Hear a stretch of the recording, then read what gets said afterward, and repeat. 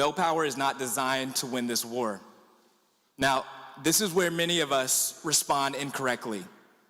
We feel the tension and we think, I just need more discipline. I need more focus. I need more resolve. And discipline does matter. Like I said, later in the series, we're gonna talk about habits that we can form. We're gonna talk about training in order to improve. But Paul says something so sobering in verse 18, the second half. For I have what? The desire to do what is good, but I cannot carry it out. He's not lacking sincerity. He's lacking the power. And here's something fascinating. As it turns out, your willpower functions like a muscle.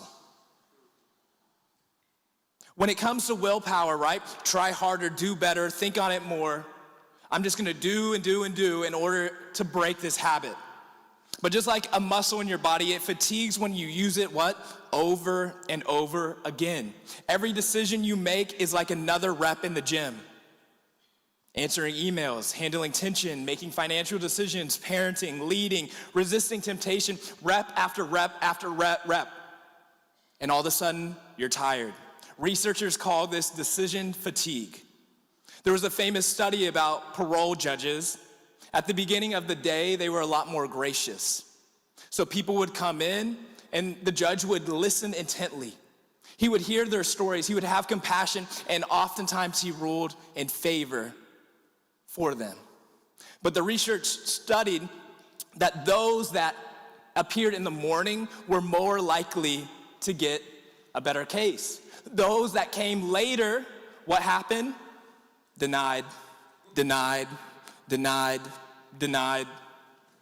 It wasn't that their cases were that different. It was the deliberator, right? Not because they were evil, but because they were what? Exhausted. Decision fatigues happens in your life too. Think about the habit that you have that you're trying to break. How often do you fall into it when you're tired? How often do you give in when you feel you're at your weakest, or where you had a busy day at work, or your kids were obnoxious and driving you crazy?